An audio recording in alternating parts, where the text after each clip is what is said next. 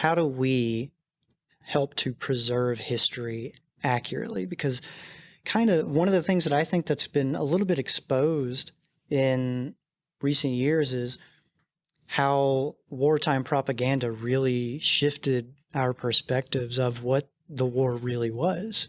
And when you kind of peel back those layers, you get those reality bits Right. that kind of peek through the propaganda, and it's like, okay, so it's not as accurate as as we were Right. told about. So, what can we do to make sure that history is being preserved accurately? I was just reading an article about this today. I typically show a good bit of the Ken Burns PBS, the Civil War documentary in class. And there have been some people coming out saying, like, we need to completely revise this whole thing. There's too many white people talking in it. It was only giving this perspective. And I don't really agree with what I read, because I think it is a fairly balanced documentary. But figuring out a way to tell kids the truth about things. And I mean, even growing up in the South, like I couldn't avoid being told that, well, the South was right. I mean, it was all about states' rights. I mean, I was inundated with that It because happens, yeah. we've all heard that from everybody else.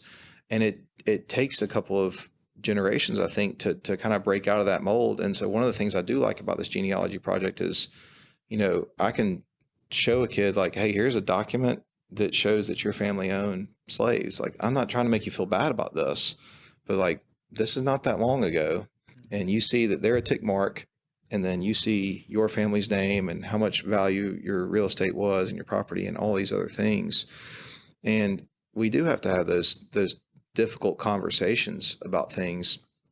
And that's just been the hardest thing, is figuring out a way to have those conversations without feeling like you're stomping on people. And it does take a long time. I mean, you know, my grandfathers were all born, my grandparents were all born 1920s, 30s. Well, they were still using the N word when I was a kid, but they shouldn't have been doing that, but that's what they grew up with. And, now that I've got kids, a couple of weird historical realizations, like my kids are the first ones to probably never hear African Americans referred to that way. Hmm. And my kids are also the first ones to never know an immediate family member who fought in a major war. I mean, like I did, and everybody all the way back to the American Revolution.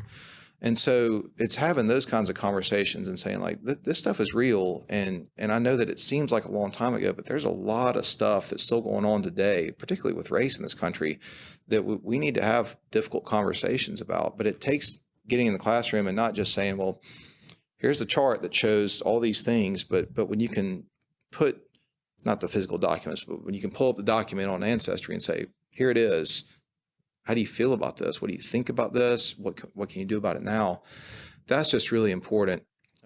But it's a challenge, and it's gotten harder in the last couple of years. Mm-hmm.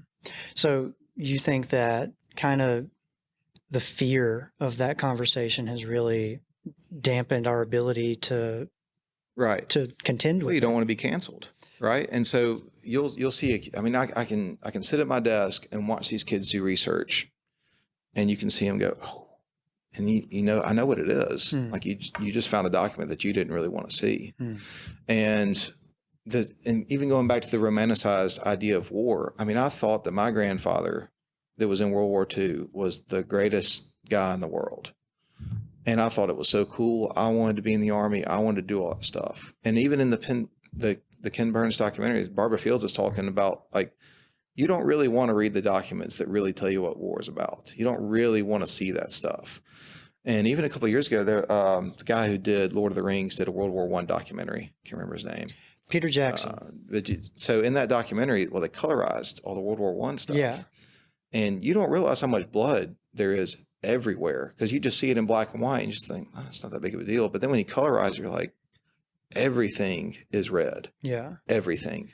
And that's hard to look at. It was called "They Will Not Be Forgotten" or something like that. Shall not grow old. They will not grow old. Something like that. Yeah. Yeah. It was. But Peter Jackson is who you're talking about. It was incredible. Really. Yeah. Wow. I love movies, and maybe I need to check that one out. Yeah, I mean, it was but the reality of what's actually happening in some of these things that we romanticize, we've got to rewind that. I mean, like, even I'll go back to Davy Crockett. he gets romanticized to death. I mean, all the movies cut off and he's still swinging his gun. And I remember thinking as a kid, like, I bet he got out of there. He didn't get out of there.